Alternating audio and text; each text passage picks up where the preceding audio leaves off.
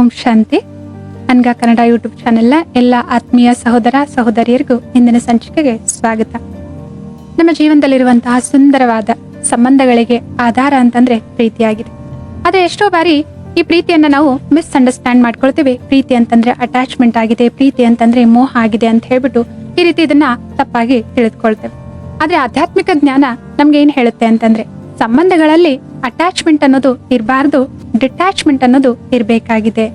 Detachment ಅನ್ನೋದು ಇತ್ತು ಅಂತಂದ್ರೆ ಸಂಬಂಧಗಳಲ್ಲಿ ಒಂದು ಬೇಷರತ್ತಾದಂತಹ ಯಾವುದೇ ಇಲ್ಲದಿರುವಂತಹ ಪ್ರೀತಿ ಇರುತ್ತೆ, ನಿಸ್ವಾರ್ಥವಾದ ಪ್ರೀತಿ ಇರುತ್ತೆ ಮತ್ತು ನಮ್ಮ ಸಂಬಂಧಗಳು ಕೂಡ ಗಟ್ಟಿಯಾಗ್ತವೆ ಅಂತ ಹೇಳುತ್ತೆ. ಹಾಗಿದ್ರೆ ಯಾವುದು ಸತ್ಯ? ಈ ಅಟ್ಯಾಚ್ಮೆಂಟ್ ಮತ್ತೆ ಡಿಟ್ಯಾಚ್ಮೆಂಟ್ ಅಂತಂದ್ರೆ ಏನಾಗಿದೆ? ಇವುಗಳು ನಮ್ಮ ಸಂಬಂಧದ ಮೇಲೆ ಹೇಗೆ ಪ್ರಭಾವ ಬೀರ್ತಾ ಇದ್ದಾವೆ ಅಂತ ಇಂದಿನ ಸಂಚಿಕೆಯಲ್ಲಿ ತಿಳಿದುಕೊಳ್ಳೋಣಂತೆ. ಒಬ್ಬ ವ್ಯಕ್ತಿ ತನ್ನ ಅಂಗಳದಲ್ಲಿ ದಿನಾಲು ಕೂಡ ಕಾಳುಗಳನ್ನ ಹಾಕ್ತಾ ಇದ್ರು. ಒಂದು ಹಕ್ಕಿ ಬಂದ್ಬಿಟ್ಟು ಬಹಳ ಖುಷಿಯಿಂದ ಆ ಕಾಳುಗಳನ್ನ ತಿಂತ ಬಹಳ ಸುಂದರವಾಗಿ ಹಾಡನ್ನ ಹಾಡ್ತಾ ಇತ್ತು. ಆದ್ರೆ ಇಂಪಾದ ಧ್ವನಿಗೆ ಮನಸೋತಿರುವಂತಹ ವ್ಯಕ್ತಿ ಒಂದಿನ ಯೋಚನೆ ಮಾಡ್ತಾರೆ, ಈ ಹಕ್ಕಿ ಸದಾ ನನ್ ಜೊತೆನೆ ಇದ್ರೆ ಇದ್ರ ಹಾಡನ್ನ ದಿನಾಲು ಕೇಳ್ಬೋದಲ್ವಾ, ಈ ಇಂಪಾದ ಧ್ವನಿಯ ಅನುಭವನ ನಾನು ದಿನಾಲು ಮಾಡ್ಬೋದಲ್ವಾ ಅಂತ ಹೇಳ್ಬಿಟ್ಟು ಯೋಚನೆ ಮಾಡ್ತಾರೆ. ಅದಕ್ಕೋಸ್ಕರ ಒಂದು ಚಿನ್ನದ ಪಂಜರವನ್ನ ಮಾಡ್ತಾರೆ. ಆ ಹಕ್ಕಿಯನ್ನ ಹಿಡಿದ್ಬಿಟ್ಟು ಆ ಪಂಜರದಲ್ಲಿ ಇಡ್ತಾರೆ. ಮತ್ತೆ ಅದಕ್ಕೆ ಬಗೆ ಬಗೆಯ ಕಾಳುಗಳನ್ನ ಕೊಡ್ತಾರೆ, ನೀರುಗಳನ್ನ ಕೊಡ್ತಾರೆ, ಅದರ ಆರೈಕೆ ಮಾಡ್ತಾರೆ, ತುಂಬಾ ಪ್ರೀತಿ ಮಾಡ್ತಾರೆ. ಆದ್ರೆ ಆ ಹಕ್ಕಿ ದಿನದಿಂದ ದಿನಕ್ಕೆ ಮಂಕಾಗ್ತಾ ಹೋಗುತ್ತೆ, ಹಾಡೋದನ್ನೇ ನಿಲ್ಲಿಸ್ಬಿಡುತ್ತೆ. ಆ ವ್ಯಕ್ತಿಗೆ ಬೇಸರ ಆಗುತ್ತೆ. ನಾನು ಎಷ್ಟೊಂದು ಪ್ರೀತಿ ಮಾಡ್ತಾ ಇದ್ರು ಇದು ಯಾಕೆ ಹಾಡ್ತಾ ಇಲ್ಲ, ಯಾಕೆ ಮೊದಲಿನ ತರ ಉಮಂಗ ಉತ್ಸಾಹದಿಂದ ಇಲ್ಲ ಇದು ಅಂತ ಹೇಳ್ಬಿಟ್ಟು ಅವ್ರಿಗೆ ಬೇಸರ ಆಗುತ್ತೆ. ಆ ಊರಿನಲ್ಲಿ ಒಂದಿನ ಒಬ್ರು ಜ್ಞಾನಿ ವ್ಯಕ್ತಿ ಬರ್ತಾರೆ. ಈ ವ್ಯಕ್ತಿ ಅವ್ರ ಹತ್ರ ಮಾತಾಡ್ತಾ ಈ ಪ್ರಶ್ನೆಯನ್ನ ಕೇಳ್ತಾರೆ, ನಾನು ಎಷ್ಟೊಂದು ಪ್ರೀತಿ ಮಾಡ್ತಾ ಇದ್ರು, ಕಾಳಜಿ ಮಾಡ್ತಾ ಇದ್ರು, ಈ ಪಕ್ಷಿ ಯಾಕೆ ಮಂಕಾಗಿದೆ, ಯಾಕೆ ಹಾಡೋದನ್ನ ನಿಲ್ಲಿಸ್ತು ಅಂತ ಹೇಳ್ಬಿಟ್ಟು. ಆ ಜ್ಞಾನಿ ವ್ಯಕ್ತಿ ಆ ಪಕ್ಷಿಯನ್ನ ನೋಡ್ಬಿಟ್ಟು ಹೇಳ್ತಾರೆ, ಮೊದ್ಲು ಆ ಪಂಜರದ ಗೇಟ್ ಅನ್ನ ತೆರೀರಿ ಅಂತ ಹೇಳ್ಬಿಟ್ಟು. ಆ ವ್ಯಕ್ತಿ ಹೋಗ್ಬಿಟ್ಟು ಆ ಬಾಗಿಲನ್ನ ಓಪನ್ ಮಾಡ್ತಾರೆ. ಆ ಪಕ್ಷಿ ತಕ್ಷಣನೇ ಹಾರಿ ಹೋಗ್ಬಿಟ್ಟು ಮರದ ಕೊಂಬೆಯ ಮೇಲೆ ಕುಳಿತುಕೊಳ್ಳುತ್ತೆ ಮತ್ತು ಮೊದ್ಲಿನ ತರಾನೇ ಉಮಂಗ ಉತ್ಸಾಹದಿಂದ ಹಾಡನ್ನ ಹಾಡ್ಲಿಕ್ಕೆ, ಇಂಪಾಗಿ ಹಾಡ್ಲಿಕ್ಕೆ ಪ್ರಾರಂಭ ಮಾಡುತ್ತೆ. ಆಗ ಆ ಜ್ಞಾನಿ ವ್ಯಕ್ತಿ ಹೇಳ್ತಾರೆ, ನೋಡಿ, ಪ್ರೀತಿ ಮಾಡೋದು ಅಂತಂದ್ರೆ ಇನ್ನೊಬ್ಬರ ಸ್ವತಂತ್ರತೆಯನ್ನ ಕಿತ್ಕೊಳ್ಳೋದಲ್ಲ, ಇನ್ನೊಬ್ರನ್ನ ಬಂಧಿಸೋದಲ್ಲ ಅಂತ ಹೇಳ್ಬಿಟ್ಟು. ಅವಾಗ ಆ ವ್ಯಕ್ತಿಗೆ ತಾನು ಮಾಡಿರುವಂತಹ ತಪ್ಪಿನ ಅರಿವಾಗುತ್ತೆ. ಅದೇ ವ್ಯಕ್ತಿ ತರ ನಾವು ಕೂಡ ಎಷ್ಟೋ ಬಾರಿ ಸಂಬಂಧಗಳಲ್ಲಿ ಯಾರನ್ನ ನಾವು ತುಂಬಾ ಇಷ್ಟಪಡ್ತೇವೆ, ಯಾರನ್ನ ನಾವು ತುಂಬಾ ಪ್ರೀತಿ ಮಾಡ್ತಿರ್ತೇವೆ, ಅವರನ್ನ ಅತಿಯಾಗಿ ಹೊಂದಬೇಕು ಅನ್ನುವಂತಹ ಬಯಕೆಯಿಂದ ಎಷ್ಟೋ ಕಂಡೀಷನ್ಸ್ ಅನ್ನ ಹಾಕ್ತಿರ್ತೇವೆ. ನೀವ್ ಇಲ್ಲಿ ಹೋಗ್ಬೇಡಿ, ನೀವ್ ಇದನ್ ಮಾಡ್ಬೇಡಿ, ನೀವ್ ಹೀಗಿರಿ, ನೀವ್ ಹೀಗಿದ್ರೆ ನನ್ಗೆ ತುಂಬಾ ಇಷ್ಟ ಆಗುತ್ತೆ, ಚೆನ್ನಾಗ್ ಅನ್ಸುತ್ತೆ ಅಂತ ಹೇಳ್ಬಿಟ್ಟು ಈ ರೀತಿ ಕಂಡೀಷನ್ ಹಾಕ್ತಾ ನಾವ್ ಅಂದ್ಕೊಂಡಿದ್ದೇವೆ ನಾವು ಕಾಳಜಿ ಮಾಡ್ತಾ ಇದ್ದೇವೆ, ಅವ್ರು ಒಳ್ಳೇದಕ್ಕಾಗಿನೇ ಇದನ್ನ ಮಾತಾಡ್ತಾ ಇದ್ದೇವೆ, ಹೇಳ್ತಾ ಇದ್ದೇವೆ ಅಂತ. ಆದ್ರೆ ಎಲ್ಲೋ ಒಂದ್ ಕಡೆ ಅವರು ತಮ್ಮ ಸ್ವತಂತ್ರತೆ ಇಲ್ಲದೆ ಇರುವಂತಹ ಅನುಭವ ಮಾಡ್ತಾ ಇದ್ದಾರೆ, ಬಂಧನದ ಅನುಭವ ಮಾಡ್ತಾ ಇದ್ದಾರೆ ಮತ್ತು ಎಲ್ಲೋ ಒಂದ್ ಕಡೆ ಅವರಿಗೆ ಉಸಿರು ಗಟ್ಟಿಸಿದಂತೆ ಆಗ್ತಾ ಇದೆ. ನಿಜವಾದ ಪ್ರೀತಿ ಅಂತಂದ್ರೆ ಸ್ವತಂತ್ರತೆ ಆಗಿದೆ, ಯಾವುದೇ ಬಂಧನ ಇರೋದಿಲ್ಲ ಅದ್ರಲ್ಲಿ. ಈ ರೀತಿ ಯಾಕೆ ಆಗ್ತಾ ಇದೆ ಅಂತಂದ್ರೆ ಅವ್ರ ಜೊತೆ ಇರುವಂತಹ ಅಂಟಿಕೊಳ್ಳುವಿಕೆ, ಮೋಹ ಅಥವಾ ಅಟ್ಯಾಚ್ಮೆಂಟ್ ಕಾರಣ ಈ ರೀತಿ ಆಗ್ತಾ ಇರುತ್ತೆ. ಹಾಗಿದ್ರೆ ಏನ್ ಮಾಡ್ಬೇಕಾಗಿದೆ? ಪ್ರೀತಿ ಇದೆ ಅಂತ, ಕಾಳಜಿ ಇದೆ ಅಂತ ಹೇಗ್ ಗೊತ್ತಾಗುತ್ತೆ? ಹಾಗಿದ್ರೆ ಅಟ್ಯಾಚ್ಮೆಂಟ್ ಇತ್ತು ಅಂತಂದ್ರೆ ತಾನೇ ಗೊತ್ತಾಗೋದು ಅಂತ ಹೇಳ್ಬಿಟ್ಟು ಪ್ರಶ್ನೆ ಬರುತ್ತೆ. ಆದ್ರೆ ಸಂಬಂಧಗಳಲ್ಲಿ ಪ್ರೀತಿ ಇದೆ, ಕಾಳಜಿ ಇದೆ ಅಂತ ಹೇಳ್ಬಿಟ್ಟು ಅಟ್ಯಾಚ್ಮೆಂಟ್ ಇರೋದ್ರಿಂದ ಗೊತ್ತಾಗೋದಿಲ್ಲ, ಅನುಭವನ ಆಗೋದಿಲ್ಲ. ಆದ್ರೆ ಡಿಟ್ಯಾಚ್ಮೆಂಟ್ ಅನ್ನೋದು ಇರ್ಬೇಕಾಗಿದೆ. ಹಾಗಿದ್ರೆ ಡಿಟ್ಯಾಚ್ಮೆಂಟ್ ಅಂತಂದ್ರೆ ಏನಾಗಿದೆ? ಎಷ್ಟೋ ಜನರು ಈ ಡಿಟ್ಯಾಚ್ಮೆಂಟ್ ಅನ್ನುವಂತ ಶಬ್ದವನ್ನ ಕೇಳಿದ್ರೇನೆ ಭಯ ಪಡ್ತಾರೆ. ಯಾಕೆ ಅಂತಂದ್ರೆ ಇದ್ರ ಬಗ್ಗೆ ಹಲವಾರು ತಪ್ಪು ಕಲ್ಪನೆಗಳಿದ್ದಾವೆ. ಮೊದಲನೇದಾಗಿ ಪರಸ್ಪರ ಇನ್ನೊಬ್ಬರ ಜೊತೆ ಪ್ರೀತಿ ಕಡಿಮೆ ಆಗುತ್ತೆ, ಯಾರು ಡಿಟ್ಯಾಚ್ಮೆಂಟ್ ಅಲ್ಲಿ ಇರ್ತಾರೆ, ಡಿಟ್ಯಾಚ್ಮೆಂಟ್ ಅನ್ನ ಅಳವಡಿಸ್ಕೊಳ್ತಾರೆ, ಪರಸ್ಪರ ಪ್ರೀತಿ ಕಡಿಮೆ ಆಗುತ್ತೆ ಮತ್ತು ಸಂಬಂಧಗಳಿಂದ ಆ ವ್ಯಕ್ತಿ ದೂರ ಆಗ್ತಾರೆ ಮತ್ತು ಲೌಕಿಕ ಕಾರ್ಯ ವ್ಯವಹಾರಗಳಿಂದ ಅವ್ರು ಹಿಂದೆ ಹೆಜ್ಜೆ ಇಡ್ತಾರೆ ಅಂತ ಹೇಳ್ಬಿಟ್ಟು ಈ ರೀತಿ ಹಲವಾರು ತಪ್ಪು ಕಲ್ಪನೆಗಳು ಡಿಟ್ಯಾಚ್ಮೆಂಟ್ ಬಗ್ಗೆ ಇದ್ದಾವೆ. ಯಾಕೆ ಈ ರೀತಿ ತಪ್ಪು ಕಲ್ಪನೆಗಳು ಬಂದ್ವು? ಒಂದು ಉದಾಹರಣೆಯೊಂದಿಗೆ ಇದನ್ನು ತಿಳಿದುಕೊಳ್ಳೋಣಂತೆ. ಒಬ್ಬ ವ್ಯಕ್ತಿಗೆ ಸ್ಟ್ರೆಸ್ ಆಗ್ತಾ ಇದೆ, ಎಂಗ್ಸೈಟಿ ಇದೆ, ಚಿಂತೆ ಕಾಡ್ತಾ ಇದೆ ಯಾವುದೋ ಒಂದು ವಿಷಯದ ಬಗ್ಗೆ. ಅವ್ರು ಅಂದ್ಕೊಳ್ತಾರೆ, ಸರಿ ಸ್ವಲ್ಪ ಮೆಡಿಟೇಷನ್ ಅನ್ನ ಕಲಿಯೋಣ, ಸ್ವಲ್ಪ ಸ್ಪಿರಿಚುವಲ್ ನಾಲೆಜ್ ಅನ್ನ ತಿಳಿದುಕೊಳ್ಳೋಣ, ಇದರಿಂದಾಗಿ ನಾನು ಆಂತರಿಕವಾಗಿ ಶಕ್ತಿಶಾಲಿ ಆದೆ ಅಂತಂದ್ರೆ ಇದನ್ನೆಲ್ಲ ನಿಭಾಯಿಸಬಹುದು ಅಂತ ಹೇಳ್ಬಿಟ್ಟು ಯಾವ್ದಾದ್ರು ಒಂದು ಸ್ಪಿರಿಚುವಲ್ ಸೆಂಟರ್ಗೆ ಹೋಗ್ತಾರೆ, ಮೆಡಿಟೇಷನ್ ಕಲಿತಾರೆ, ಸ್ಪಿರಿಚುವಲ್ ನಾಲೆಜ್ ಅನ್ನ ಸ್ಟಡಿ ಮಾಡ್ಲಿಕ್ಕೆ ಪ್ರಾರಂಭ ಮಾಡ್ತಾರೆ. ಇದರಿಂದಾಗಿ ಅವ್ರ ಮನಸ್ಸು ಸ್ಟೇಬಲ್ ಆಗಿರ್ತಾ ಇದ್ದಾರೆ, ಅವರು ಶಾಂತಿ ಅನುಭವ ಮಾಡ್ತಾ ಇದ್ದಾರೆ ಮತ್ತು ಆಂತರಿಕ ಶಕ್ತಿಗಳು ಅವರಲ್ಲಿ ಜಾಸ್ತಿ ಆಗ್ತಾ ಇದೆ. ಆದ್ರೆ ಇದರಿಂದಾಗಿ ಅವ್ರ ಮನೆಯಲ್ಲಿ ಎಲ್ಲರೂ ಭಯ ಪಡ್ತಾ ಇದ್ದಾರೆ, ಇವರು ಇಂಥ ಆಧ್ಯಾತ್ಮಿಕ ಜ್ಞಾನವನ್ನು ಓದ್ತಾ ಇದ್ದಾರೆ, ಸ್ಟಡಿ ಮಾಡ್ತಾ ಇದ್ದಾರೆ, ಇವ್ರು ಎಲ್ಲಿ ನಮ್ಮಿಂದ ದೂರ ಆಗ್ಬಿಡ್ತಾರೇನೋ, ನಮ್ಮೇಲಿರುವಂತಹ ಪ್ರೀತಿ ಕಡಿಮೆ ಆಗ್ಬಿಡುತ್ತೇನೋ, ಇವ್ರು ಮಾಡುವಂತ ಕೆಲಸವೆಲ್ಲ ಬಿಟ್ಬಿಡ್ತಾರೇನೋ ಅಂತ ಭಯ ಪಡ್ತಿರ್ತಾರೆ. ಯಾಕೆ ಯಾಕೆ ಹಿಂಗಾಗ್ತಾ ಇದೆ? ಯಾಕೆ ಅಂತಂದ್ರೆ ಎಲ್ಲೋ ಒಂದ್ ಕಡೆ ಆ ವ್ಯಕ್ತಿ ಇವಾಗ ಆಂತರಿಕವಾಗಿ ಶಕ್ತಿಶಾಲಿಯಾಗಿದ್ದಾರೆ. ಮೊದ್ಲಾದ್ರೆ ಪರಿವಾರದಲ್ಲಿ ಯಾರಿಗಾದ್ರೂ ಹುಷಾರಿಲ್ಲ ಅಂತಂದ್ರೆ ಅವರು ಕೂಡ ಗಾಬರಿಗೊಳ್ತಾ ಇದ್ರು, ಭಯ ಪಡ್ತಾ ಇದ್ರು, ಎಮೋಷನಲ್ ಆಗ್ತಾ ಇದ್ರು, ನರ್ವಸ್ ಆಗ್ತಾ ಇದ್ರು. ಮತ್ತು ಇವಾಗ ಅವರು ಚೆನ್ನಾಗಿ ಸ್ಟೇಬಲ್ ಆಗಿರೋ ಕಾರಣ ಯಾರಿಗಾದ್ರೂ ಹುಷಾರಿಲ್ಲ ಅಂತಂದ್ರೆ ಚಿಕ್ಕ ಜ್ವರ ಅಲ್ವಾ ಅಂತ ಹೇಳ್ಬಿಟ್ಟು ಇವಾಗ ಅವರು ಸುಮ್ನೆ ಆಗ್ತಾ ಇದ್ರೆ, ಮೊದ್ಲಿನ ತರ ಭಯ ಪಡೋದಾಗ್ಲಿ ಎಮೋಷನಲ್ ಆಗೋದಾಗ್ಲಿ ಆಗ್ತಾ ಇಲ್ಲ. ಮತ್ತು ಮೊದ್ಲಾದ್ರೆ ಅವ್ರ ಜೊತೆನೆ ಕುಳಿತುಕೊಂಡು ಟಿವಿ ನೋಡ್ತಾ ಇದ್ರು, ಸೀರಿಯಲ್ಗಳನ್ನ ನೋಡ್ತಾ ಇದ್ರು, ಅಥವಾ ಇನ್ನೊಬ್ಬರ ಬಗ್ಗೆ ಮಾತಾಡ್ಬೇಕಾದ್ರೆ ಗಂಟಾನ್ಗಟ್ಲೆ ಕುತ್ಕೊಂಡ್ಬಿಟ್ಟು ಗಾಸಿಪ್ ಮಾಡ್ತಾ ಇದ್ರು. ಬಟ್ ಇವಾಗ ಏನಾಗಿದೆ, ಅವರಲ್ಲಿ ಬದಲಾವಣೆ ಅನ್ನೋದಾಗಿದೆ. ಇವಾಗ ಅದನ್ನ ಯಾವ್ದು ಅವರು ಮಾಡ್ತಾ ಇಲ್ಲ. ಅದರಿಂದ ಏನ್ ಅನಿಸ್ತಾ ಇದೆ, ಇವರು ಅಲ್ಲಿ ಹೋಗ್ಲಿಕ್ಕೆ ಪ್ರಾರಂಭ ಮಾಡ್ದಾಗ್ನಿಂದ, ಬಲೆ ಅದು ಸತ್ಸಂಗ ಆದ್ರೂ ಆಗಿರ್ಬೋದು, ಯಾವ್ದಾದ್ರು ಆಧ್ಯಾತ್ಮಿಕ ಸಂಸ್ಥೆ ಆದ್ರೂ ಆಗಿರ್ಬೋದು, ಅಲ್ಲಿ ಹೋಗ್ಲಿಕ್ಕೆ ಪ್ರಾರಂಭ ಮಾಡ್ದಾಗ್ನಿಂದ ನಮ್ ಜೊತೆ ಕುಳಿತುಕೊಂಡು ಟಿವಿನೂ ನೋಡೋದಿಲ್ಲ, ಅಥವಾ ಮನೇಲಿ ಹುಷಾರಿಲ್ಲ ಅಂತಂದ್ರೆ ಸರಿಯಾಗಿ ವಿಚಾರಿಸ್ಕೊಳ್ಳೋದು ಇಲ್ಲ ಅಂತ ಹೇಳ್ಬಿಟ್ಟು ಅವ್ರಿಗೆ ಅನುಭವ ಅನಿಸುತ್ತೆ. ಇದರಿಂದಾಗಿನೇ ಅವರು ಮಿಸ್ಅಂಡರ್ಸ್ಟ್ಯಾಂಡಿಂಗ್ ಮಾಡ್ಕೊಳ್ತಾರೆ. ಆಧ್ಯಾತ್ಮಿಕದಲ್ಲಿ ಯಾರು ಹೋಗ್ತಾರೆ ಅಥವಾ ಜ್ಞಾನ ಯಾರು ಕಲಿತಾರೆ ಅವರು ಪರಸ್ಪರ ಅವ್ರಿಗೆ ಪ್ರೀತಿ ಕಡಿಮೆ ಆಗ್ಬಿಡುತ್ತೆ, ಅಥವಾ ಸಂಬಂಧಗಳಿಂದ ಅವ್ರು ದೂರ ಆಗ್ತಾರೆ ಅಂತ ಭಯ ಪಡ್ತಾರೆ. ಇಲ್ಲಿ ಯಾವ ರೀತಿ ಅವ್ರು ಬ್ಯಾಲೆನ್ಸ್ ಮಾಡ್ಬೇಕಾಗಿತ್ತು? ಇಲ್ಲಿ ನಾವು ಮೊದಲು ಅರ್ಥ ಮಾಡ್ಕೊಳ್ಳೋದು ಏನಂತಂದ್ರೆ, ಆಧ್ಯಾತ್ಮಿಕತೆ ಅಂತಂದ್ರೆ ಅದ್ರ ಹೆಸರಲ್ಲೇ ಅದರ ಅರ್ಥ ಇದೆ. ಇದು ಆತ್ಮದ ಬಗ್ಗೆ ಅಧ್ಯಯನ ಮಾಡೋದಾಗಿದೆ, ಆತ್ಮದ ಉನ್ನತಿಗಾಗಿರುವಂತಹ ಜ್ಞಾನ ಆಗಿದೆ. ಸೊ ನಾವು ಏನೆಲ್ಲ ಕಲಿತೀವಲ್ವಾ, ಆ ಜ್ಞಾನವನ್ನ ಮೊದಲು ಆತ್ಮದ ಮೇಲೆ ಅಪ್ಲೈ ಮಾಡ್ಬೇಕಾಗಿದೆ. ಅಂತಂದ್ರೆ ಆತ್ಮನಲ್ಲಿ ಆ ಗುಣವನ್ನ ಅಳವಡಿಸ್ಕೊಳ್ಬೇಕಾಗಿದೆ. ನಾವೆಲ್ಲರೂ ಕೂಡ ಎರಡು ಪ್ರಪಂಚದಲ್ಲಿ ಅಂದ್ರೆ ಎರಡು ಜಗತ್ತಿನಲ್ಲಿ ಬಾಳ್ತಾ ಇದ್ದೇವೆ. ಒಂದು ಆಂತರಿಕ ಜಗತ್ತು, ಇನ್ನೊಂದು ಬಾಹ್ಯವಾದ ಜಗತ್ತು. ಬಾಹ್ಯವಾದ ಜಗತ್ತಿನಲ್ಲಿ ನಮ್ಮ ಶರೀರ ಇದೆ, ನಮ್ಮ ಶಾರೀರಿಕ ಸಂಬಂಧಗಳಿದ್ದಾವೆ, ಮತ್ತು ನಮ್ಮ ಹಣ, ಆಸ್ತಿ ಪಾಸ್ತಿ, ನಮ್ಮ ಸಾಧನೆಗಳು ಎಲ್ಲಾನು ಕೂಡ ಎಲ್ಲ ಬಾಹ್ಯವಾಗಿ ಇದೆ. ನಮ್ಮ ಆಂತರಿಕ ಜಗತ್ತಿನಲ್ಲಿ ನಮ್ಮ ಆಲೋಚನೆಗಳಿದ್ದಾವೆ, ಭಾವನೆಗಳಿದ್ದಾವೆ, ಉದ್ದೇಶಗಳಿದ್ದಾವೆ, ನಮ್ಮ ನೆನಪುಗಳಿದ್ದಾವೆ, ಮತ್ತು ನಮ್ಮ ಸಂಸ್ಕಾರಗಳಿದ್ದಾವೆ. ಆತ್ಮನಿಗೆ ಸಂಬಂಧಪಟ್ಟಿದ್ದೆಲ್ಲ ಆಂತರಿಕ ಜಗತ್ತಿನಲ್ಲಿ ಇದೆ ಅಲ್ವಾ? ಸೊ ಆಧ್ಯಾತ್ಮಿಕ ಜ್ಞಾನವನ್ನ ನಾವು ಕಲಿತಿರೋದನ್ನ, ಕೇಳಿರೋದನ್ನ ಈ ಆಂತರಿಕ ಜಗತ್ತಿನಲ್ಲಿ ಮೊದಲು ಅಳವಡಿಸ್ಕೊಳ್ಬೇಕಾಗಿದೆ. ಆದ್ರೆ ಏನ್ ತಪ್ಪಾಗುತ್ತೆ ಅಂತಂದ್ರೆ, ಎಷ್ಟೋ ಜನ್ಮಗಳ ಕಾಲ ನಾವು ಈ ಶರೀರ ಅಂತ ತಿಳಿದುಕೊಂಡಿರೋ ಕಾರಣ, ಈ ಶರೀರ ಪ್ರಜ್ಞೆಯಲ್ಲಿ ಇರುವ ಕಾರಣ ಏನ್ ಮಾಡ್ತೇವೆ, ಏನ್ ಕೇಳ್ತೇವೆ, ಏನು ಕಲ್ತಿರ್ತೇವೆ, ಅದನ್ನ ಬಾಹ್ಯವಾಗಿ ಮೊದಲು ಬಾಹ್ಯ ಜಗತ್ತಿನಲ್ಲಿ ಅಪ್ಲೈ ಮಾಡ್ಬಿಡ್ತೇವೆ. ಅಂತಂದ್ರೆ ಇವಾಗ ಆ ವ್ಯಕ್ತಿ ಯಾಕೆ ಅವರು ಮೊದ್ಲು ಏನ್ ಮಾಡ್ತಾ ಇದ್ರು ಅಂದ್ರೆ ಕುಳಿತುಕೊಂಡು ಟಿವಿ, ಸೀರಿಯಲ್, ಫಿಲ್ಮ್ಗಳನ್ನ ನೋಡ್ತಾ ಇದ್ರು, ಇವಾಗ ಯಾಕೆ ಹೋಗ್ಬಿಟ್ಟು ತಮ್ಮ ರೂಮಲ್ಲಿ ಆಗ್ಲಿ ಅಥವಾ ಇನ್ನೊಂದು ಸ್ಟಡಿ ಮಾಡೋದಾಗ್ಲಿ ಅಥವಾ ಇನ್ನೊಂದು ಯಾವ್ದನ್ನು ಕಾರ್ಯಕ್ರಮ ಅವ್ರು ನೋಡ್ತಾ ಇದ್ದಾರೆ ಅಂತಂದ್ರೆ ಅವ್ರಿಗೊಂದು ಅರಿವು ಮೂಡಿದೆ. ಏನಂತಂದ್ರೆ ಎಂತ ದೃಶ್ಯಗಳನ್ನ ನಾವು ನೋಡ್ತೇವೆ ಅಥವಾ ಏನ್ ಕೇಳ್ತೇವೆ, ಏನ್ ಮಾತಾಡ್ತೇವೆ, ಅದು ನಮ್ಮ ಮನಸ್ಸಿನ ಮೇಲೆ ಯಾವ ರೀತಿ ದುಷ್ಪರಿಣಾಮ ಬೀರುತ್ತೆ, ಕಂಟೆಂಟ್ ಕನ್ಸ್ಯೂಮಿಂಗ್ ಯಾವ ರೀತಿ ಇರ್ಬೇಕು ಅಂತ ಹೇಳ್ಬಿಟ್ಟು ಅದ್ರ ಬಗ್ಗೆ ಅವರು ತಿಳಿದುಕೊಂಡಿದ್ದಾರೆ. ಸೊ ಇದರಿಂದಾಗಿ ಇದೆಲ್ಲ ಬೇಡ, ನನ್ಗೆ ನನ್ನ ಮನಸ್ಸಿನ ಸ್ಥಿತಿಗೆ ಇದು ಸರಿಯಲ್ಲ ಅಂತ ಹೇಳ್ಬಿಟ್ಟು ಅವರು ಅವಾಯ್ಡ್ ಮಾಡ್ತಾ ಇದ್ದಾರೆ. ಆದ್ರೆ ಇಲ್ಲಿ ಏನ್ ಮಾಡ್ಬೇಕಾಗಿತ್ತು, ಅವರು ಪರಿವಾರ ಜೊತೆ ಕುಳಿತುಕೊಂಡು ಮಾತನಾಡ್ಬೇಕಾಗಿತ್ತು. ಅವ್ರಿಗೂ ಕೂಡ ಆ ಜ್ಞಾನವನ್ನ ಹಂಚ್ಕೊಳ್ಬೇಕಾಗಿತ್ತು. ಈ ರೀತಿ ವಯಲೆನ್ಸ್ ಇರುವಂತಹ ಅಥವಾ ಈ ರೀತಿ ನಕಾರಾತ್ಮಕವಾಗಿ ಸಂದೇಶವನ್ನ ನೀಡುವಂತಹ ಅಥವಾ ಈ ರೀತಿ ಭಯ ಪಡಿಸುವಂತಹ, ಇನ್ಸೆಕ್ಯೂರಿಟಿ ಇರುವಂತಹ ಇಂಥ ದೃಶ್ಯಗಳನ್ನ ನಾವು ನೋಡೋದ್ರಿಂದ ಮನಸ್ಸಿನ ಮೇಲೆ ಅದೇ ರೀತಿಯ ಭಾವನೆಗಳು, ಅದೇ ರೀತಿಯ ಪ್ರಭಾವ ಬೀರುತ್ತೆ, ಅದೇ ರೀತಿಯ ಸಂಕಲ್ಪಗಳು ಅಂದ್ರೆ ಆಲೋಚನೆಗಳು ನಮ್ಮಲ್ಲಿ ಬರ್ತಾವೆ. ಇದರಿಂದ ಮನಸ್ಸಿನಲ್ಲಿ ಒತ್ತಡ ಅಥವಾ ಕೋಪದಂತ ಗುಣಗಳು ಇನ್ನೂ ಜಾಸ್ತಿನೇ ಆಗ್ತವೆ ಅಂತ ಹೇಳ್ಬಿಟ್ಟು ನಾವು ಅವ್ರ ಜೊತೆ ಜ್ಞಾನವನ್ನ ಹಂಚ್ಕೊಂಡಿದ್ವಿ ಅಂತಂದ್ರೆ, ಬಲೆ ಅವರು ಇದು ಕೇಳಿದ್ಮೇಲೂ ಇಲ್ಲ ನಮ್ಗೆ ಇದೇ ಇಷ್ಟ, ನಾವು ಇದನ್ನೇ ನೋಡ್ತೀವಿ ಅಂತ ಅಂದ್ರೂ ಕೂಡ ಸೊ ಅವ್ರು ನಿಮ್ ಬಗ್ಗೆ ಅಪಾರ್ಥ ಮಾಡ್ಕೊಳ್ತಿರ್ಲಿಲ್ಲ. ಅವ್ರಿಗೆ ಅರ್ಥ ಆಗ್ತಿತ್ತು, ಇವಾಗ ಅವ್ರು ಇಂಥ ಕಂಟೆಂಟ್ ಎಲ್ಲ ನೋಡೋದು ಬೇಡ ಅನ್ಕೊಂಡಿದ್ದಾರೆ, ಅದಕ್ಕೆ ಅವರು ಬೇರೆ ಪ್ರೋಗ್ರಾಮ್ ನೋಡ್ತಾ ಇದ್ದಾರೆ ಅಥವಾ ಸ್ಟಡಿ ಮಾಡ್ತಾ ಇದ್ದಾರೆ ಅಂತ ಹೇಳ್ಬಿಟ್ಟು ಅವ್ರು ಏನ್ ಮಾಡ್ತಾ ಇದ್ರು, ನಿಮ್ ಬಗ್ಗೆ ತಪ್ಪಾ ತಿಳಿದುಕೊಳ್ತಾ ಇರ್ಲಿಲ್ಲ, ಅವ್ರು ಎಂಜಾಯ್ ಮಾಡ್ತಾ ಇದ್ರು ಅವ್ರ ಟಿವಿ ಕಾರ್ಯಕ್ರಮವನ್ನ. ಮತ್ತು ಮೊದಲು ನೀವು ತುಂಬಾ ಸಂವೇದನಶೀಲರಾಗಿದ್ರಿ, ಅವ್ರ ಬಗ್ಗೆ ಕಾಳಜಿ ವಹಿಸ್ತಾ ಇದ್ರಿ, ವಿಚಾರಿಸ್ತಿದ್ರಿ, ಬಲೆ ಎಮೋಷನಲ್ ಆದ್ರೂ ಆಗ್ಲಿ, ಸ್ವಲ್ಪ ಭಯ ಪಡೋದಾದ್ರೂ ಆಗ್ಲಿ ಅವ್ರ ಜೊತೆ ಇರ್ತಾ ಇದ್ರಿ. ಇವಾಗ ಚಿಕ್ಕ ಜ್ವರ ಅಲ್ವಾ ಅಂತ ಹೇಳ್ಬಿಟ್ಟು ನೀವು ಸುಮ್ನೆ ಆಗಿದ್ದೀರ, ತೋರಿಸ್ಕೊಂಡ್ ಬಂದಿರ್ತಾರೆ, ಕಡಿಮೆ ಆಗ್ಬಿಡತ್ ಬಿಡು ಅಂತ ಹೇಳ್ಬಿಟ್ಟು. ಆದ್ರೆ ಆಧ್ಯಾತ್ಮಿಕ ಏನ್ ಹೇಳುತ್ತೆ ಅಂತಂದ್ರೆ, ನೀವು ಮೊದ್ಲು ಎಷ್ಟು ಅವ್ರಿಗೆ ಅವೈಲೇಬಲ್ ಆಗಿರ್ತಿದ್ರಿ ಅದಕ್ಕಿಂತ ಜಾಸ್ತಿ ಅವೈಲೇಬಲ್ ಆಗಿರಿ. ನೀವು ಎಷ್ಟು ಅವರನ್ನ ಪ್ರೀತಿ ಮಾಡ್ತಾ ಇದ್ರಿ ಅಷ್ಟು ಅದಕ್ಕಿಂತ ಜಾಸ್ತಿ ಪ್ರೀತಿಯನ್ನ ಮಾಡಿ, ಅಷ್ಟು ಕಾಳಜಿ ಅದಕ್ಕಿಂತ ಜಾಸ್ತಿಯನ್ನ ಕಾಳಜಿ ಮಾಡಿ. ಬಲೆ ನಿಮ್ಗೆ ಅದು ಚಿಕ್ಕದೇ ಅನಿಸ್ತಿರ್ಬೋದು, ಆದ್ರೆ ಅವರಿಗೆ ಅದು ದೊಡ್ಡದು ಅನ್ಸುತ್ತೆ ಅಲ್ವಾ? ಅದಕ್ಕೋಸ್ಕರ ಮೊದ್ಲು ನೀವು ಭಯ ಪಡ್ತಿದ್ರಿ, ಆತಂಕಕ್ಕೀಡಾಗ್ತಾ ಇದ್ರಿ, ಚಿಂತೆ ಮಾಡ್ತಾ ಇದ್ರಿ. ಅವಾಗ ನೀವು ಹೇಗಿದ್ದೀರಾ, ಹಾಸ್ಪಿಟಲ್ಗೆ ಹೋಗ್ಬೇಕಾ ಅಂತ ಕೇಳ್ತಾ ಇದ್ರಿ. ಇವಾಗ ನೀವು ಸ್ಥಿರವಾಗಿದ್ದೀರಾ, ಶಾಂತವಾಗಿದ್ದೀರಾ, ಸ್ಟೇಬಲ್ ಆಗಿದ್ದೀರಾ. ಆದ್ರೂ ಕೂಡ ನೀವು ಅವ್ರ ಹತ್ರ ಹೋಗ್ಬಿಟ್ಟು ಹೇಗಿದೆ, ಇವಾಗ ಹಾಸ್ಪಿಟಲ್ಗೆ ಹೋಗ್ಬೇಕಾ ಅಥವಾ ಏನಾದ್ರೂ ಅಗತ್ಯತೆ ಇದೆಯಾ ಅಂತ ಹೇಳ್ಬಿಟ್ಟು ನೀವು ಮೊದ್ಲೆಷ್ಟು ಸಂವೇದನಶೀಲರಾಗಿದ್ರಲ್ವಾ ಅದಕ್ಕಿಂತ ಜಾಸ್ತಿನೇ ಸಂವೇದನಶೀಲರಾಗ್ಬಿಟ್ಟು ವಿಚಾರಿಸಿ ಕೇಳಿ. ಬದಲಾವಣೆ ಏನಾಗ್ಬೇಕಾಗಿದೆ, ನಿಮ್ಮ ಭಾವನೆಗಳಲ್ಲಿ ನೀವು ಸ್ಥಿರವಾಗಿದ್ದೀರಾ, ಶಾಂತವಾಗಿದ್ದೀರಾ, ಮತ್ತು ಅವ್ರಿಗೆ ಜಾಸ್ತಿ ಕಾಳಜಿನ ಮಾಡ್ತಾ ಇದ್ದೀರಾ, ಪ್ರೀತಿ ತೋರ್ತಾ ಇದ್ದೀರಾ.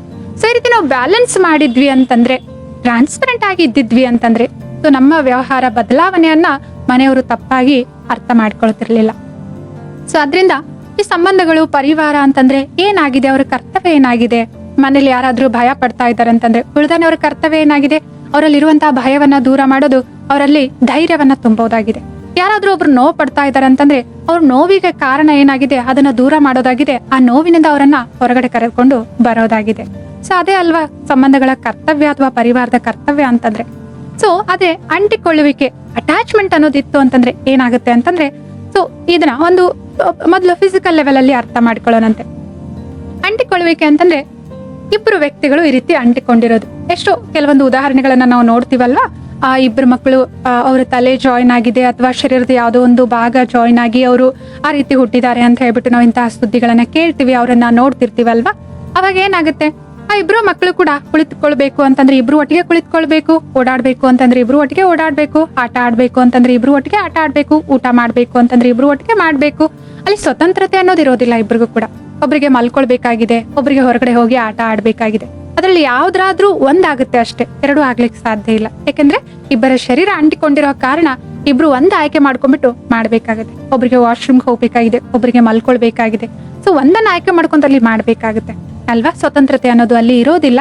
ಅಲ್ಲಿ ಏನೋ ಒಂದು ಇಬ್ರು ಇಂಡಿಪೆಂಡೆಂಟ್ ಆಗಿ ಏನು ಕೂಡ ಮಾಡ್ಲಿಕ್ಕೆ ಆಗೋದಿಲ್ಲ. ಯಾವ್ದಾದ್ರು ಒಂದನ್ನ ಅವ್ರು ಆಯ್ಕೆ ಮಾಡ್ಕೊಂಡ್ಬಿಟ್ಟು ಇಬ್ರು ಒಂದೇ ಮಾಡ್ಬೇಕಾಗುತ್ತೆ. ಅದೇನೇ ನಮ್ಮ ಸಂಬಂಧಗಳಲ್ಲಿ ಭಾವನಾತ್ಮಕವಾಗಿ ಇರುತ್ತೆ. ಈ ಅಟ್ಯಾಚ್ಮೆಂಟ್ ಅನ್ನೋದು, ಮೋಹ ಅನ್ನೋದು, ಅಂಟಿಕೊಳ್ಳುವಿಕೆ ಅನ್ನೋದು ಇತ್ತು ಅಂತಂದ್ರೆ ಮಾನಸಿಕವಾಗಿ ನಾವು ಈ ರೀತಿ ಇನ್ನೊಬ್ಬರ ಜೊತೆ ಅಂಟಿಕೊಂಡಿರ್ತೇವೆ ಅಂತಂದ್ರೆ ನಮ್ಮ ಮನಸ್ಸು ಇನ್ನೊಬ್ಬರ ಜೊತೆ ಅಂಟಿಕೊಂಡಿದೆ. ಇನ್ನೊಬ್ಬರಿಗೆ ಕೋಪ ಬಂದಿದೆ ಅಂತಂದ್ರೆ ನಮಗೂ ಕೂಡ ಕೋಪ ಬರುತ್ತೆ. ಇನ್ನೊಬ್ರು ನೋವಿನಲ್ಲಿದ್ದಾರೆ ಅಂತಂದ್ರೆ ನಾವು ಕೂಡ ನೋವು ಅನುಭವಿಸ್ತೇವೆ. ಇನ್ನೊಬ್ರು ಬೇಜಾರಲ್ಲಿದ್ದಾರೆ ಅಂತಂದ್ರೆ ನಾವು ಕೂಡ ಬೇಸರಗೊಳ್ತಿರ್ತೇವೆ. ಒಂದು ಉದಾಹರಣೆಯೊಂದಿಗೆ ತಿಳ್ಕೊಳ್ಳೋದಾದ್ರೆ, ಒಬ್ಬ ಪತ್ನಿ ತಮ್ಮ ಅಕ್ಕಪಕ್ಕದ ಮನೆಯಲ್ಲಿ ಯಾರ ಜೊತೆನೆ ಯಾವುದೋ ಒಂದು ವಿಷಯಕ್ಕೆ ಜಗಳ ಆಗ್ತಾ ಇದೆ. ಸೊ ಜೋರಾಗಿ ಇವರು ಮಾತಾಡ್ತಾ ಇದ್ದಾರೆ, ಅವರು ಆ ಕಡೆಯಿಂದ ಜೋರಾಗಿ ಮಾತಾಡ್ತಾ ಇದ್ದಾರೆ, ಕೋಪದಲ್ಲಿ ಇದ್ದಾರೆ ಇಬ್ರು. ಆಗ ಪತಿ ಅಲ್ಲಿಗೆ ಬಂದ್ರು ಅನ್ಕೊಳ್ಳಿ. ಒಂದ್ ವೇಳೆ ಏನಾದ್ರೂ ಪತಿಗೆ ಪತ್ನಿಯ ಜೊತೆ ಅಟ್ಯಾಚ್ಮೆಂಟ್ ಇತ್ತು ಅಂತಂದ್ರೆ, ಸೊ ಏನ್ ಮಾಡ್ತಾ ಇದ್ರು, ಇವರು ಕೋಪ ಮಾಡ್ಕೊಂಡ್ಬಿಟ್ಟು ಯಾಕೆ ಇವ್ರು ನನ್ನ ಪತ್ನಿ ಜೊತೆ ಇಷ್ಟು ಜೋರಾಗಿ ಮಾತಾಡ್ತಾ ಇದ್ದಾರೆ ಅಂತ ಹೇಳ್ಬಿಟ್ಟು ಜೋರಾಗಿ ಮಾತಾಡ್ತಾ ಇದ್ರು. ಒಂದ್ ವೇಳೆ ಆ ಪತಿಗೆ ಏನಾದ್ರು ಡಿಟ್ಯಾಚ್ಡ್ ಆಗಿದ್ರು, ಅವರ ಮನಸ್ಥಿತಿಯನ್ನ ಪತ್ನಿಯ ಮನಸ್ಥಿತಿಯಿಂದ ಇಂಡಿಪೆಂಡೆಂಟ್ ಆಗಿ ಇಟ್ಕೊಂಡಿದ್ರು ಅಂತಂದ್ರೆ ಅವ್ರು ಶಾಂತವಾಗಿರ್ತಾ ಇದ್ರು, ಸ್ಥಿರವಾಗಿರ್ತಾ ಇದ್ರು. ಮತ್ತೆ ಪತ್ನಿಯ ಕೋಪವನ್ನು ಕೂಡ ಅವ್ರು ಏನ್ ಮಾಡ್ತಾ ಇದ್ರು, ಸಮಾಧಾನಗೊಳಿಸ್ತಾ ಇದ್ರು. ಏನಾಗಿದೆ ಅಂತ ಪರಿಸ್ಥಿತಿಯನ್ನ ಅರ್ಥ ಮಾಡ್ಕೊಂಡ್ಬಿಟ್ಟು ಆ ನೆರೆ ಯಾರು ಪಕ್ಕದವ್ರು ಯಾರು ಜಗಳ ಮಾಡ್ತಾ ಇದ್ರು ಅವ್ರಿಗೂ ಕೂಡ ಸಾಂತ್ವನ ಹೇಳಿ ಸಮಾಧಾನಗೊಳಿಸ್ತಾ ಇದ್ರು. ಆದ್ರೆ ಎಷ್ಟೋ ಬಾರಿ ಏನಾಗುತ್ತೆ ಅಂತಂದ್ರೆ ಪತ್ನಿ ಆದವರು ಮಿಸ್ಅಂಡರ್ಸ್ಟ್ಯಾಂಡಿಂಗ್ ಮಾಡ್ಕೊಳ್ತಾರೆ. ಅವ್ರು ಅಷ್ಟು ಜೋರಾಗಿ ನನ್ಗೆ ಮಾತಾಡ್ತಾ ಇದ್ರೆ, ನೀವು ಸಮಾಧಾನವಾಗಿದ್ದೀರಾ, ನೀವು ಅವ್ರ ಜೊತೆ ಜೋರಾಗಿ ಏನು ಹೇಳ್ತಾನೆ ಇಲ್ಲ ಅಂತ ಹೇಳ್ಬಿಟ್ಟು, ನಿಮ್ಗೆ ನನ್ನ ಮೇಲೆ ಪ್ರೀತಿನೇ ಇಲ್ಲ, ನನ್ನ ರೆಸ್ಪೆಕ್ಟ್ ಬಗ್ಗೆ ನಿಮ್ಗೆ ಕಾಳಜಿನೇ ಇಲ್ಲ ಅಂತ ಹೇಳ್ಬಿಟ್ಟು ಈ ರೀತಿ ಮಿಸ್ಅಂಡರ್ಸ್ಟ್ಯಾಂಡಿಂಗ್ ಆಗುವಂತಹ ಸಾಧ್ಯತೆ ಇರುತ್ತೆ.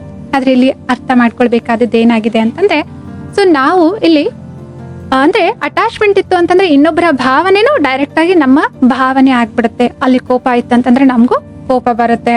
ಅಲ್ಲಿ ಅವರು ಖುಷಿ ಆಗಿದ್ದಾರೆ ಅಂತಂದ್ರೆ ನಾವು ಖುಷಿ ಪಡ್ತೇವೆ. ಈ ರೀತಿ ಅವರ ಭಾವನೆಗಳು ನಮ್ಮ ಭಾವನೆಗಳಾಗ್ತವೆ, ನಮ್ಮ ಭಾವನೆಗಳು ಅವರ ಭಾವನೆಗಳ ಮೇಲೆ ಅವಲಂಬನೆ ಆಗಿರ್ತವೆ. ಅದೇ ನಾವು ಡಿಟ್ಯಾಚ್ ಆಗಿದ್ವಿ ಅಂತಂದ್ರೆ, ಸೊ ಅವ್ರು ನೋವಿನಲ್ಲಿದ್ದಾರೆ ಅಂತಂದ್ರೆ ನಾವು ಸ್ಥಿರವಾಗಿದ್ದು ಸ್ಟೇಬಲ್ ಆಗಿದ್ಬಿಟ್ಟು ಅವ್ರ ನೋವಿಗೆ ಕಾರಣ ಏನು ಅಂತ ಹೇಳ್ಬಿಟ್ಟು ಯೋಚನೆ ಮಾಡ್ತಾ ಇದ್ವಿ. ಆ ನೋವಿನಿಂದ ಅವರನ್ನ ಹೇಗೆ ಹೊರಗಡೆ ಕರೆದುಕೊಂಡು ಬರೋದು ಅಂತ ಹೇಳ್ಬಿಟ್ಟು ಪರಿಹಾರದ ಬಗ್ಗೆ ನಾವು ಗಮನ ಹರಿಸ್ತೇವೆ. ಸೊ ಇದೇ ಅಲ್ವಾ ಕರ್ತವ್ಯ ಆಗಿರೋದು. ನಿಜವಾದ ಪ್ರೀತಿನೂ ಕೂಡ ಇದೇ ಆಗಿದೆ ಅಲ್ವಾ. ಒಬ್ಬರ ನೋವನ್ನ ಆ ನೋವಿನಿಂದ ಹೊರಗಡೆ ಕರ್ಕೊಂಡ್ಬರೋದು, ಒಬ್ಬರನ್ನ ನಿರ್ಭಯರನ್ನಾಗಿ ಭಯ ಪಡ್ತಾ ಇದಾರೆ ಅಂತಂದ್ರೆ ಅವರನ್ನ ನಿರ್ಭಯರನ್ನಾಗಿ ಮಾಡೋದು, ಒಬ್ರು ಆತ್ಮವಿಶ್ವಾಸ ಇಲ್ದೇನೆ ಹಿಂಜರಿತಾ ಇದ್ದಾರೆ ಯಾವ್ದಾದ್ರು ಕೆಲಸಕ್ಕೆ ಅಂತಂದ್ರೆ ಅವರಲ್ಲಿ ಆತ್ಮವಿಶ್ವಾಸ ತುಂಬಿಟ್ಟು ಆ ಕೆಲಸಕ್ಕೆ ಅವರನ್ನ ಮುಂದೆ ಕಳಿಸೋದು. ಇದೇ ಅಲ್ವಾ ನಿಜವಾದ ಪ್ರೀತಿ, ಇದೇ ಅಲ್ವಾ ನಿಜವಾದ ಸಂಬಂಧ ನಿಭಾಯಿಸೋದು. ಸೊ ಆದ್ರಿಂದ ಆಧ್ಯಾತ್ಮಿಕತೆ ಅನ್ನೋದು ನಮ್ಮನ್ನ ಏನ್ ಮಾಡುತ್ತೆ ಅಂತಂದ್ರೆ ಶಕ್ತಿಶಾಲಿಗಳನ್ನಾಗಿ ಮಾಡುತ್ತೆ. ಆಂತರಿಕ ಶಕ್ತಿಗಳು ನಮ್ಮಲ್ಲಿ ಡೆವಲಪ್ ಆಗ್ತವೆ ಮತ್ತು ಹೆಚ್ಚು ಪ್ರಿಯವಾದ ವ್ಯಕ್ತಿತ್ವ ಉಳ್ಳವರನ್ನಾಗಿ ಮಾಡುತ್ತೆ. ಹೆಚ್ಚು ಸೆನ್ಸಿಟಿವ್ ಆಗಿ ನಮ್ಮನ್ನ ಮಾಡುತ್ತೆ. ಸೊ ಆದ್ರಿಂದ ಇದ್ರ ಬಗ್ಗೆ ತಪ್ಪು ತಿಳಿದುಕೊಳ್ಳುವಂತಹ ಯಾವುದೇ ವಿಚಾರಗಳು ಬೇಡ. ಯಾಕೆ ಅಂತಂದ್ರೆ ಇಲ್ಲಿ ಇನ್ನೊಂದು ತಪ್ಪು ಏನಾಗ್ತಾ ಇದೆ ಅಂತಂದ್ರೆ, ನೋಡಿ ಹೊರಗಡೆ ಸ್ಕೂಲಲ್ಲಾದ್ರೆ LKG ಒಂದು ಸ್ಟ್ಯಾಂಡರ್ಡ್ ಬೇರೆ ಇರುತ್ತೆ, UKG ಸ್ಟ್ಯಾಂಡರ್ಡ್ ಬೇರೆ ಇರುತ್ತೆ, ಫಸ್ಟ್ ಸ್ಟ್ಯಾಂಡರ್ಡ್, ಸೆಕೆಂಡ್ ಸ್ಟ್ಯಾಂಡರ್ಡ್ ಅಂತ ಬೇರೆ ಬೇರೆ ಇರುತ್ತೆ. ಯಾರಾದ್ರೂ ಹೊಸದಾಗಿ ಬಂದ್ರೆ ಅವ್ರಿಗೆ ಮೊದಲು LKG ಸೇರಿಸ್ತಾರೆ, ಅಥವಾ ಸ್ವಲ್ಪ ಆಲ್ರೆಡಿ ಓದ್ಬಿಟ್ಟು ಬಂದಿದ್ದಾರೆ ಅಂತಂದ್ರೆ ಫಸ್ಟ್ ಸ್ಟ್ಯಾಂಡರ್ಡ್ಗೆ ಅಡ್ಮಿಷನ್ ಮಾಡ್ಕೊಳ್ತಾರೆ. ಈ ರೀತಿ ಬೇರೆ ಬೇರೆ ಇರುತ್ತೆ. ಆದ್ರೆ ಎಲ್ಲೇ ಸತ್ಸಂಗ ನಡೀತಾ ಇದೆ ಅಥವಾ ಎಲ್ಲೇ ಆಧ್ಯಾತ್ಮಿಕ ಕೇಂದ್ರಗಳಿದಾವೆ ಅಂತಂದ್ರೆ ಅಲ್ಲಿ ಬೇರೆ ಬೇರೆ ಸ್ಕೂಲ್ ಅಥವಾ ವರ್ಗಗಳು ಇರೋದಿಲ್ಲ, ಎಲ್ರಿಗೂ ಒಂದೇ ಇರುತ್ತೆ. ಅಲ್ಲಿ ಇವತ್ತೇ ಫಸ್ಟ್ ಡೇ ಹೋಗುವಂತವ್ರು ಹೋಗಿ ಕುಳಿತುಕೊಳ್ತಾರೆ, ಅಥವಾ ಆಲ್ರೆಡಿ 10-15 ವರ್ಷ ಸ್ಪಿರಿಚುವಾಲಿಟಿಯನ್ನ ಪ್ರಾಕ್ಟೀಸ್ ಮಾಡುವಂತವ್ರು, ಅಧ್ಯಯನ ಮಾಡಿದಂತವ್ರು ಅದೇ ಕ್ಲಾಸಲ್ಲಿ ಇರ್ತಾರೆ. ಸೊ ಏನಾಗ್ತಿರತ್ತಂದ್ರೆ ಲೆಸನ್ ಹೇಳ್ತಾ ಇರ್ತಾರೆ, ಸ್ಪಿರಿಚುವಲ್ ನಾಲೆಜ್ ಸತ್ಸಂಗ ನಡೀತಾ ಇರುತ್ತೆ, ಆದ್ರೆ ಕೇಳಿ ಅದನ್ನ ಗ್ರಹಿಸ್ಕೊಂಡು ಅದನ್ನ ಜೀವನದಲ್ಲಿ ಅಳವಡಿಸ್ಕೊಡ್ಬೇಕಾಗಿರುತ್ತಲ್ವಾ. ಎಲ್ಲೋ ಒಂದ್ ಕಡೆ ಅದನ್ನ ಜೀವನದಲ್ಲಿ ಅಳವಡಿಸ್ಕೊಳ್ಬೇಕಾದ್ರೆ ನಾವು ಮಿಸ್ಟೇಕ್ ಮಾಡ್ಬಿಟ್ಟಿರ್ತೇವೆ.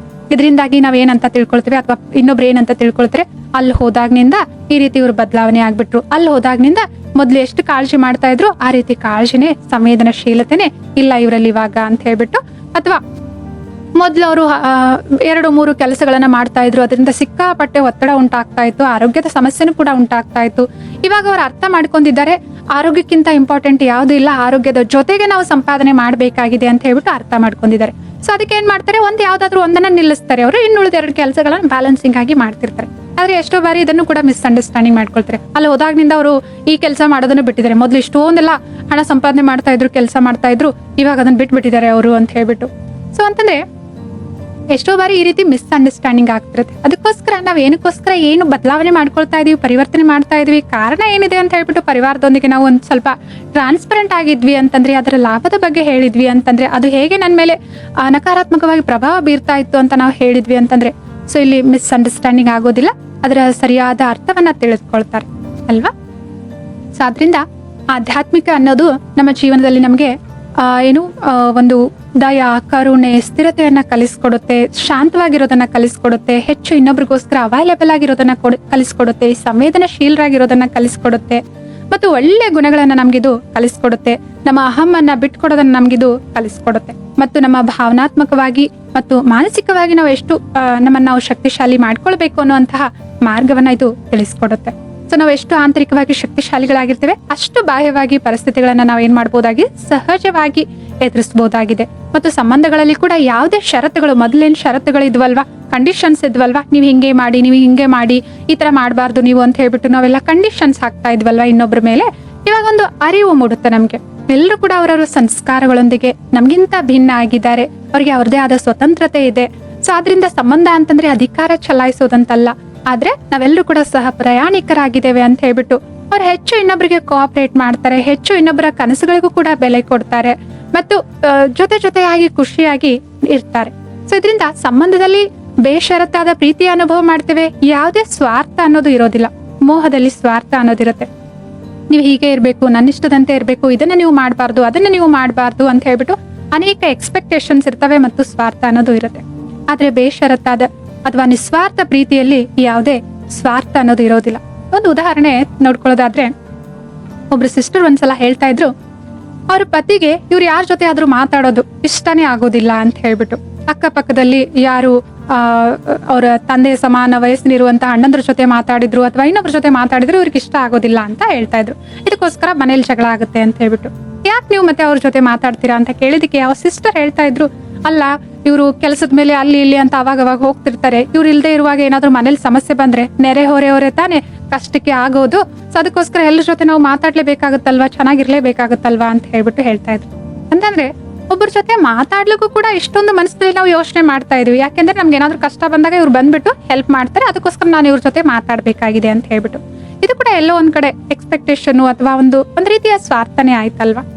ಸೊ ನಮ್ಗೆ ನಿಸ್ವಾರ್ಥ ಪ್ರೀತಿ ಏನ್ ಹೇಳ್ಕೊಡುತ್ತೆ ಅಂತಂದ್ರೆ, ಯಾವುದೇ ಎಕ್ಸ್ಪೆಕ್ಟೇಷನ್ ನಾವು ಇಟ್ಕೊಳ್ಳೋದಿಲ್ಲ, ನಾವು ಹೆಚ್ಚು ಕೊಡುವಂತವ್ರು ಆಗ್ತೇವೆ, ಸಂಬಂಧಗಳಲ್ಲಿ ಪ್ರೀತಿಯನ್ನ ಕೊಡ್ತೇವೆ, ಗೌರವನ್ನ ಕೊಡ್ತೇವೆ, ಸಹಾಯನ ಮಾಡ್ತೇವೆ. ಸೊ ಅದರಲ್ಲೇ ನಾವು ಅನುಭವ ಮಾಡ್ತೇವೆ, ಆದ್ರಿಂದ ಒಂದು ಭರ್ಪೂರತೆಯ ಅನುಭವನ ಕೂಡ ಮಾಡ್ತೇವೆ, ಇನ್ನೊಬ್ಬರಿಂದ ನಿರೀಕ್ಷೆಗಳು ಇರೋದಿಲ್ಲ. ಸೊ ಆದ್ರಿಂದ ನಿಜವಾದ ಪ್ರೀತಿ ಅಂತಂದ್ರೆ ಅದರಲ್ಲಿ ಸ್ವತಂತ್ರತೆ ಇದೆ, ನಿಜವಾದ ಪ್ರೀತಿ ಅಂತಂದ್ರೆ ಅದರಲ್ಲಿ ಒಂದು ನಿಸ್ವಾರ್ಥತೆ ಇದೆ, ನಿಜವಾದ ಪ್ರೀತಿ ಅಂತಂದ್ರೆ ಯಾವುದೇ ಕಂಡೀಷನ್ಸ್ ಇರೋದಿಲ್ಲ, ನಿಜವಾದ ಪ್ರೀತಿ ಅಂತಂದ್ರೆ ಅದು ಸಂಬಂಧಗಳನ್ನ ಗಟ್ಟಿಗೊಳಿಸುತ್ತೆ.